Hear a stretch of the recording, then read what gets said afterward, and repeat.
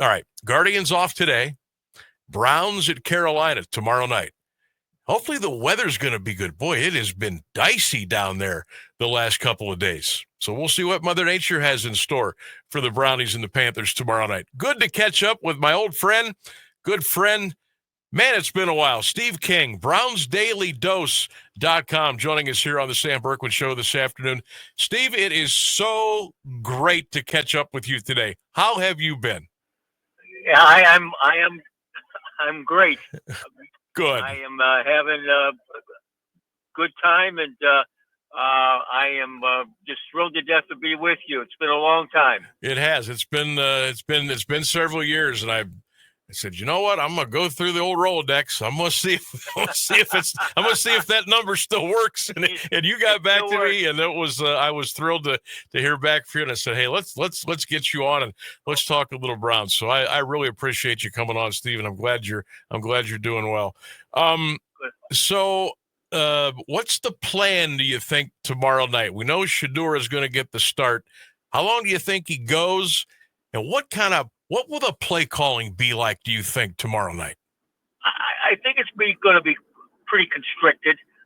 They're going to, not put him in harm's way. They've got a lot of different parts from a lot of different places, and they're just trying to go out there and try to put, something together and look like a football team. And that's really, Sam, what you're looking for. Out of Sanders, and we'll get at that in a minute. Do they come in and out of the huddle right? Do they line up right? Are guys jumping 2 and 3 counts early? You have a lot of penalties. Those are things you don't want to see. Do they look like a football team, at least in terms of how they carry about their business? That's what you're trying to do, and it's going to be awkward. It's like a baby taking a couple first steps. It's you're going to fall, you're going to smack into the furniture, you're going to stumble and wobble a little bit, but hopefully, after a series or two, they kind of get their legs underneath them and start to play well. And again, this is a team that, as we know, doesn't have a lot of talent.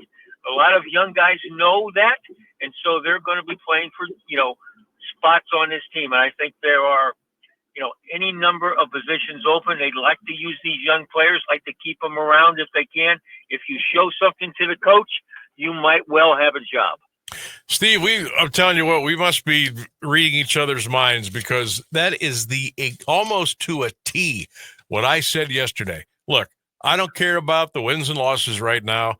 I'm not really concerned about completion percentage. I'm not concerned about having 2 18-play drives and going 90 yards. I want to see, when Shedeur Sanders is in the huddle, do they look like a football team? Can he lead this team? Will they listen to him? Will he spit the plays out? Will he get them up to the line of scrimmage? You're right on, partner. That's what I'm looking for tomorrow night. That's it. Yeah, and most of these, and I wrote to Sam, most of these preseason, it used to be when you and I were growing up, preseason games meant something. They were basically regular season games, and the only thing that was different was maybe the starters didn't play the whole way, and the game didn't count in the standings. But teams were trying to win, got starters played. Now it's totally different. So with Sanders, you just want him to go in there and I don't think he's going to be phased. I'm really excited to watch this. With all the watching preseason games now is like turning on and watching The View or watching a pickleball game or seeing C-SPAN or something like that. It's hard to watch. An NBA regular season game, hard to watch. But this tonight, Friday night is going to be something worth watching, because the most polarizing figure in terms of rookies in the National Football League is going to be starting for the Cleveland Browns. And there's 8,000 different opinions on what's going to happen. And, he's overhyped.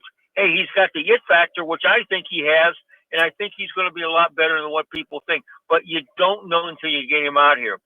Keep this in mind. When Colorado had its pro day, everybody and their uncle was out there. The Browns had Jimmy Haslam. They had Kevin Stefanski. They had Andrew Berry and any number of other personnel people out there watching. Andrew Berry, who doesn't get excited about much of anything, it seems, hardly ever shows his emotions, watches that, and somebody walks up and says, "What did you think?" And he's wowing it. I mean, he's excited. He says, "I wish I could have both of them." That was his exact comment, and in an excited way. Well, if he hadn't traded out of the second pick, think about it. He would have had both of them. He would have had Travis Hunter and Shadur Sanders, but he's got Sanders. And I think, we can talk about what was then and what was now. He's the same guy. I think he has, the ability to play in this league. He comes from good genes, and he just needs a chance. And I think he's obviously going to get that tomorrow. And I think he's going to show well. I really, truly do. I'm very high on this kid, more so than Dylan Gabriel. Steve King is our guest. Check him out, Browns Daily Dose on X. Great job covering the Browns. Steve's been covering the Browns for decades. I mean, the resume is incomparable. You got to check him out. Steve King does a great job. Glad to have him here on the Sam Bourquin Show today, 1310 WDPN. Just for kicks, before we go back to Shadur and the Browns, you remember what happened the last time the Browns were in Carolina, right? Cade York, 58-yard field goal at the gun. Browns beat the Panthers 26. That seems like it was 15 years ago. Yeah. Oh, yeah. Yeah, absolutely. Absolutely. And here's a little sidelight. I know it doesn't – if I have a minute. Absolutely. A guy by the name of Bill Rabinowitz, who for a long time covered the Buckeyes and just, I guess, has semi-retired down there out of the Columbus Dispatch. He was working for the Dispatch, but he was covering the Browns. He and I were together, and I left. We rode together to the game. It was a preseason game, and I think it would have been 2001, 2 weeks before the September 11th attacks. They don't give him his wake-up call. He wakes up 14 minutes before his plane is supposed to leave. We're staying in an airport. We're staying in a hotel by the airport. He makes his flight because they rushed him through. Oh, my gosh. I didn't realize it then, Sam, but my lasting memory of that is chilling because he made his flight, and the guys who perpetrated 9/11 saw all that and knew that they could do the same thing. Rush somebody through, get them through, and we were seeing the future of our own demise that day, and we didn't know it. And I think back to that. 14 minutes, and we talked about it, he and I, and just it was a sign of what was to come, and we didn't realize what that was going to be. Wow. And he just another branch off of that, even just chilling as well, Steve, that Browns went over Carolina 26-24 on that Cade York field goal, 2022 on September 11th. So that's that's crazy. That really is. Yeah, absolutely. And I know they're going to, what is going to factor into this too is they are supposedly, allegedly, reportedly going to play a lot of their starters, at least at the beginning. So, you're going to get a mishmash of Browns players, a lot of young guys going against starters. Well, hey, let's see how it all shakes out. And that's the thing now. Do you play starters? Do you try to get them ready? Do you risk the injury? Nobody seems to have a good answer. You don't want to get guys hurt, but at the same time, if you're the Cincinnati Bengals, you want to play some guys early and get them ready, because when the season starts, you want to be ready to play. You can't dig yourself a hole. And if you're the Browns, you've got a lot of questions to answer. You want to see what you have. So you're going to have to play players, both regulars and rookies in this training camp. And if you get guys hurt, you get guys hurt.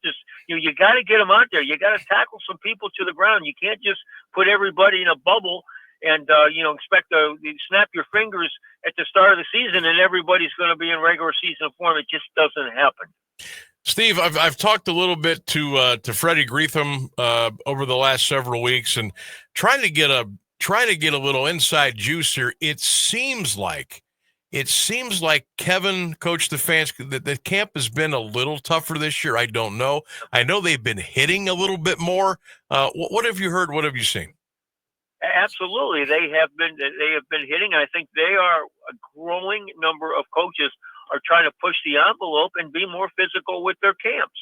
And that's you can't replicate physicality if you don't do it. It's you can't replicate being a smash mouth football team with a running game, I think what the Browns are going to try to do, if you just, you're out there in pads, shell pads and shorts, or nobody tackles to the ground, you got to get in there and mix it up. And you don't want to get anybody hurt. But you know what? We are getting more people hurt now earlier in the season than we ever did. So obviously what they're doing is not working. Steve King is our guest, Browns Daily Dose. Check him out on X, Browns Daily Dose. You know what? I kind of want to go back here a little bit, Steve, to the night of the draft and the 5th round pick, the 122nd selection. What were your immediate thoughts when they read Shadeur's name at the microphone, and what did you think the reaction was going to be?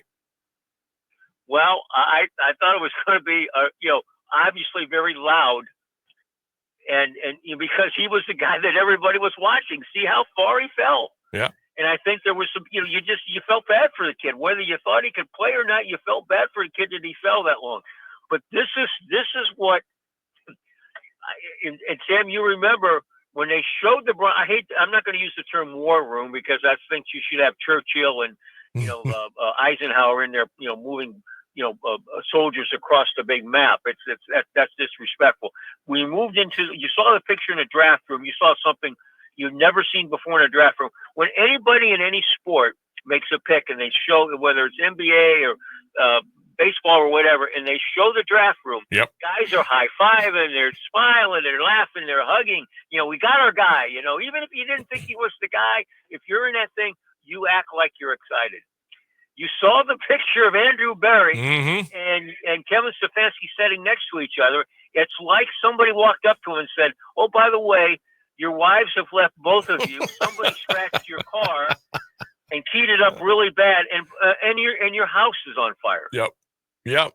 The look on their face, I have never seen that in my life. It was basically, and Jimmy Haslam can come out and say all he wants. He didn't make that. Or he didn't make that pick. Well, yeah, he made that pick. Yes, he sure did. There were two guys there that were like little kids being made to go. We're taking you to church whether you want to go or not. I don't know. You just sit down and be quiet. The look on their faces, it was disbelief. It was a bad advertisement. Kevin Stefanski said afterwards, "Don't read a lot into it. We didn't have to. The look on your face told the story." It told us everything we needed to know. Jimmy Haslam wanted that pick, but you know what? Take a shot at a quarterback. You're in the 5th round. You're taking a shot at players who probably aren't going to be, they're not going to be starters. Maybe you'll find a diamond in the rough, but they're basically going to be end of the roster,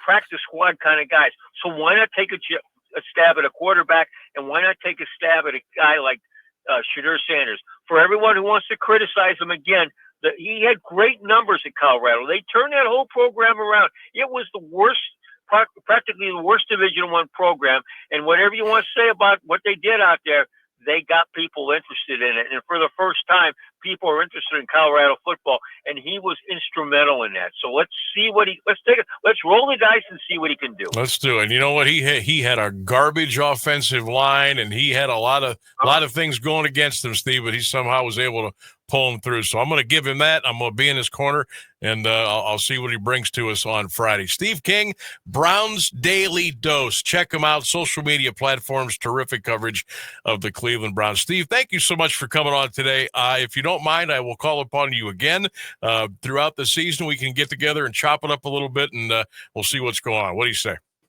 Sam, it was great. We weren't sitting on stools like we were up in the station in Akron, and I thought I was going to fall off. Hey, I went and bought my own chair now. Yeah, that's right. But you know what? That was great. It's good to see you. You do a great job. It's good to hear your voice, and I'm just so glad you're back on the air because you belong to be there. Thank you, Steve. We'll be in touch. Thank you, pal. Thank you. There he goes. Steve King, Browns Daily Dose. Check him out on X. Does a great job. Been covering the Browns for 30, 40 years. He's seen it all. Mostly bad.